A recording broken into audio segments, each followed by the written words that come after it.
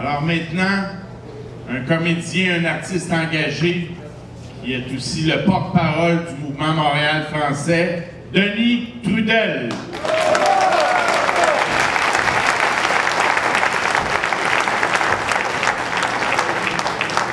Bonsoir tout le monde. Je suis vraiment impressionné de la foule qu'il y a ici ce soir.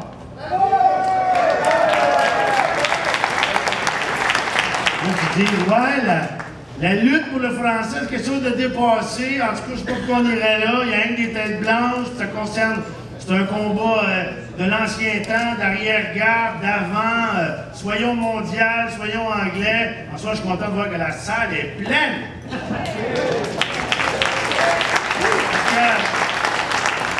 Parce que c'est important, je ne parlerai pas longtemps, mais je pense que ce qui arrive avec le projet de loi que le Parti québécois va... S'il y a une leçon, je pense qu'on peut tirer de ça, c'est que on ne peut pas se fier au gouvernement pour protéger le français.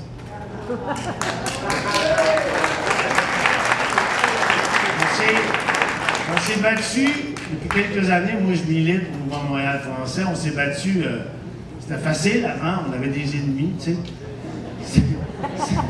On fait les haïs, ils faisaient rien. T'sais.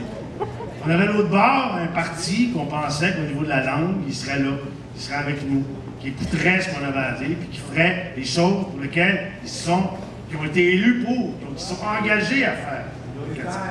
Et c'est pas ce qui va se passer.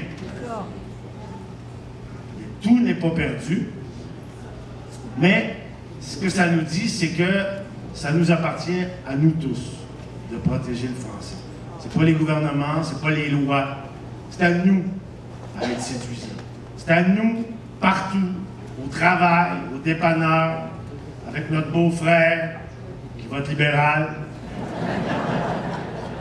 Partout où on peut, c'est à nous de faire resplendir le français, de faire resplendir la culture. C'est à nous de choisir, à tous les jours, de construire une société où tout va se passer en français.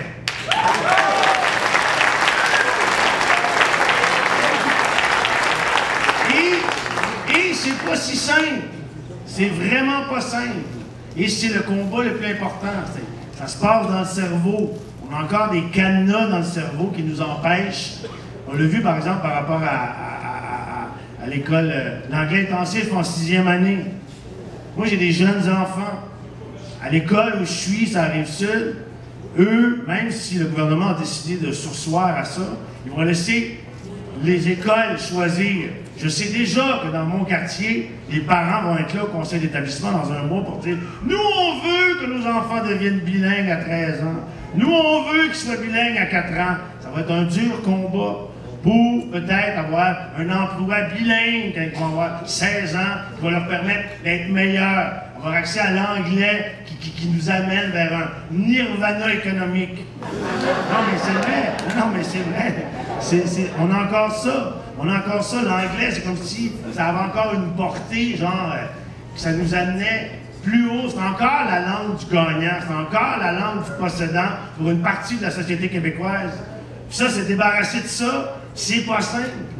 Même si le Parti québécois avait accepté, par exemple, d'obliger le cégep en français, même s'il avait fait les mesures pour lesquelles on s'est battu depuis 10 ans, le cadenas qui est dans notre cerveau, si on ne réussit pas nous-mêmes à se l'enlever, on n'ira nulle part.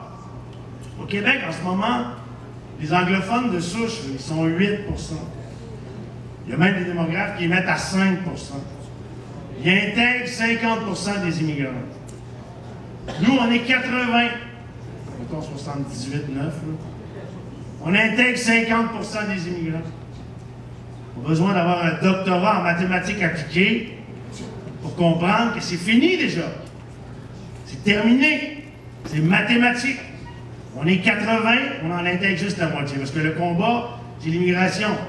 Hein, on le sait, c'est ces gens-là, les 50 000 personnes qui débarquent à chaque année. Si on ne réussit pas, dans les 10, 20, 30, 50, 100 prochaines années, à séduire ces gens-là, à les embarquer dans notre lutte, le combat est terminé.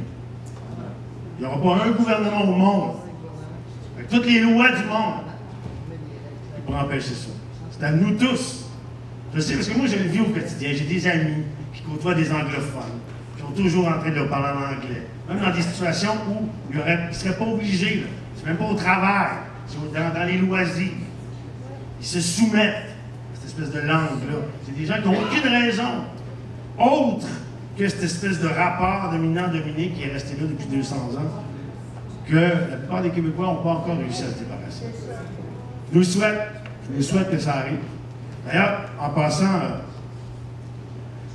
l'année dernière, on avait organisé au Mouvement Montréal français un spectacle qui s'appelle « J'aime ma langue dans ta bouche ».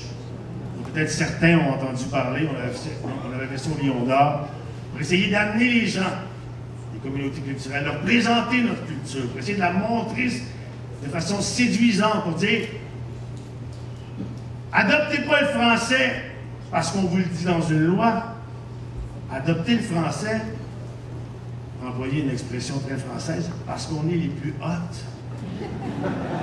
C'est ça le spectacle J'aime ma langue dans ta bouche. Il va y avoir des gens d'un peu partout, d'une dizaine de pays qui vont venir chanter en français, parler en français, slammer en français, ils vont présenter du cinéma, des chants de partout dans le monde, mais c'est des gens qui ont déjà adopté notre langue et notre culture, qui la trouvent belle et bonne, et qui veulent dire aux gens de leur communauté que c'est ça qu'il faut faire. L'avenir au Québec, c'est le français. Alors, je vous invite.